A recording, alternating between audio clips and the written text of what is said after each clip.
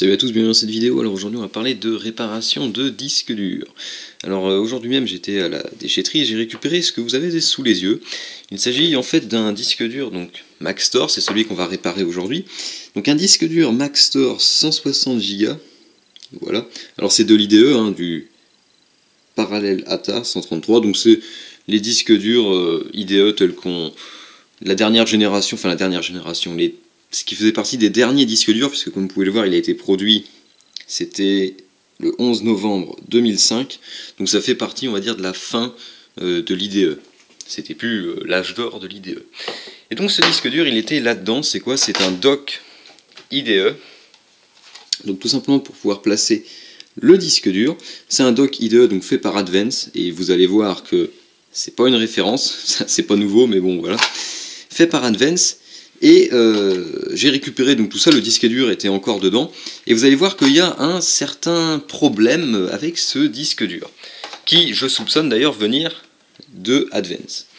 Alors ce disque dur, tout d'abord, donc c'était là-dedans, j'ai récupéré le boîtier sans l'alimentation et sans le câble USB, parce qu'il faut une alimentation avec de l'USB, donc USB type B, et 12 volts, donc ça c'est pour les données, ça c'est pour le courant.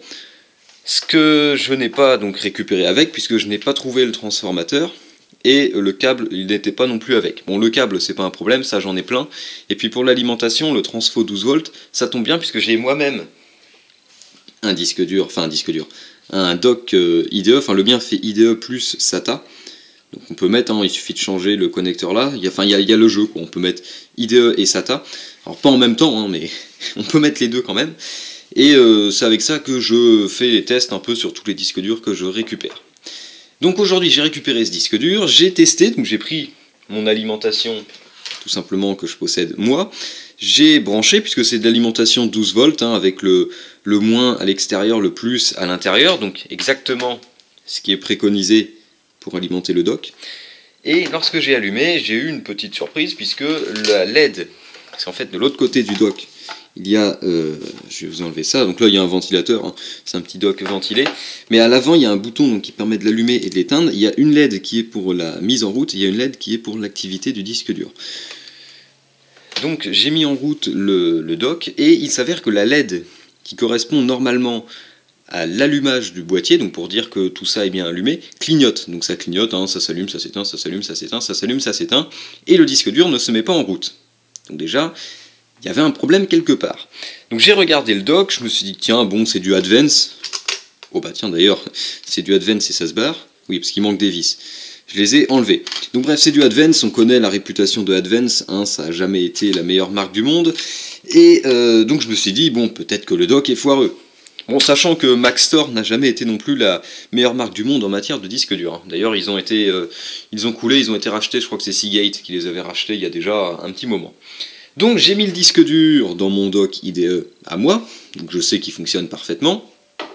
J'ai branché l'alimentation, et là, même problème, la LED qui se trouve à l'avant, qui s'allume et s'éteint, donc qui clignote, tout simplement. Donc bon, je me suis dit, qu'est-ce que c'est que ce bordel? Pour m'assurer, j'ai enlevé le disque dur, j'ai allumé le dock juste à vide, sans disque dur, et là, tout s'allume normalement. Enfin, tout s'allume, la LED reste allumée, il n'y a pas de clignotement. Donc ça m'a mis sur la piste, comme quoi c'était le disque dur qui était HS, donc ça aurait rien d'extraordinaire. J'ai regardé un petit peu le disque dur, bon voilà, visuellement rien du tout, mais lorsqu'on regarde à l'arrière du disque dur, on se rend compte immédiatement d'un petit problème. Alors ça se verra peut-être pas très bien à la caméra, mais la diode qui se trouve juste ici, donc qui est la diode qui se trouve sur le 12 volts, est complètement claquée. Je sais pas si ça se verra, mais vous voyez que ça a même coulé à moitié, enfin elle a cramé quoi, elle est fissurée, noircie, et puis elle a à moitié explosé. Donc la diode qui se trouve ici est complètement HS. Donc ça, bon, c'est un problème, je suppose que c'est le seul problème, j'espère du moins que c'est le seul problème, j'en ai pas vu d'autres du moins. Et donc je me suis dit que j'allais réparer ça. Donc pour réparer, j'ai pris un deuxième disque dur Maxtor, donc je possède le même, sauf que le mien c'est un Diamond Max Plus série 9, alors que celui-là c'est un Diamond Max série 10, donc le mien est plus vieux, mais il a l'avantage de reprendre exactement la même électronique. À part que, enfin c'est la même électronique, c'est les mêmes connectiques, c'est les mêmes comment dire, les mêmes vis et tout le bazar. La seule différence, c'est que vous voyez que les puces ne sont pas les mêmes, c'est pas le même contrôleur. Donc au début, je me suis dit, bon bah je vais simplement échanger la carte du disque dur HS avec la carte du mien, puisque le mien, bon lui il est complètement HS, hein. J'ai même démonté pour récupérer les aimants à l'intérieur et tout le bazar. Donc celui-là, voilà, poubelle quoi. Mais je le gardais quand même au cas où, et justement, je me suis dit que pour une fois, il allait peut-être servir. Sauf que le problème, c'est que ce disque dur-là étant plus récent, en plus ce n'est pas la même série, celui-là c'est un 160 Go. Donc finalement, je me suis dit que échanger simplement la carte électronique par une carte qui n'est pas un disque dur exactement le même, ce serait une mauvaise idée, parce que là le problème c'est que c'est un disque dur qui fait seulement 80 Go, donc déjà je risque de me retrouver bridé au niveau de la capacité. Ensuite c'est pas sûr que le firmware de ce truc accepte de fonctionner avec l'autre, et puis après il risque d'y avoir plein de problèmes, je vais être obligé de formater, faire du formatage de bas niveau et tout le bazar. Donc je me suis dit que ça poserait trop de problèmes de changer simplement la carte électronique. Donc j'ai sorti un deuxième disque dur, HS que j'avais en stock, donc celui-là c'est pareil, hein, il est démonté, vous voyez, il n'y a même plus les têtes de lecture, on peut voir à travers, il n'y a même plus les têtes de lecture, donc j'ai tout démonté, et celui-là, donc il y a une diode également, qui est quasiment la même, il faut que je me renseigne dessus, mais focus s'il te plaît, qui est la même quasiment que sur l'autre. Donc mon idée, ce serait de dessouder la diode qui se trouve ici, pour la remettre à la place de l'autre. Alors qu'est-ce que je soupçonne avec ce disque dur ? En fait, un disque dur, c'est alimenté avec deux tensions, enfin pour les disques durs 3,5 pouces toujours, c'est alimenté avec du 5 volts et du 12 volts. Sur un câble Molex, on trouve également ça sur les câbles SATA, le 12 volts arrive par le fil jaune et le 5 volts arrive par le fil rouge. Sachant que les deux fils noirs, c'est pour la masse. Il y a une masse pour le 5 volts et une masse 12 volts. Enfin, c'est le négatif, ouais, tout simplement. Donc, ce que je soupçonne qu'il se soit passé, c'est que mon dock est alimenté directement par le transformateur, donc que vous voyez plus là, mais qui se trouve là-haut. Le 12 volts arrive au niveau de la carte. Il y a un système de commutateur, donc pour en gros allumer ou éteindre le 12 volts, hein, parce que le disque dur n'est pas alimenté en permanence en 12 volts. Et à part ça, c'est tout. Le courant, voilà, arrive directement au connecteur et ensuite au disque dur. Il n'y a pas de filtrage, on va dire, sur la carte, il n'y a pas de filtrage entre l'arrivée du 12 volts par le transformateur et le 12 volts ensuite qui arrive dans le disque dur. Donc ce que je soupçonne, c'est que le transformateur d'origine, donc celui qui était fourni par Advance avec le boîtier, je soupçonne qu'il est claqué tout simplement, et que il est claqué et qu'au passage il est détruit la diode qui se trouve sur le disque dur. Parce que la diode là, pour que ça claque, c'est quand même pas souvent que ça arrive, quoi. C'est la première fois que je vois ça, un disque dur qui claque parce que c'est la diode. Enfin, je soupçonne qu'il n'y a que ça comme problème. J'ai regardé un petit peu, j'ai fait quelques points de mesure au multimètre. Apparemment, il n'y aurait que la diode de claquer. Après, ça a pu très bien détruire le microcontrôleur ou je sais pas quoi. Mais en tout cas, c'est la première fois que je vois réellement une diode comme ça qui éclate de cette manière-là. Donc c'est-à-dire que je pense qu'il y a quand même eu un problème à un moment au niveau de l'alimentation du disque dur.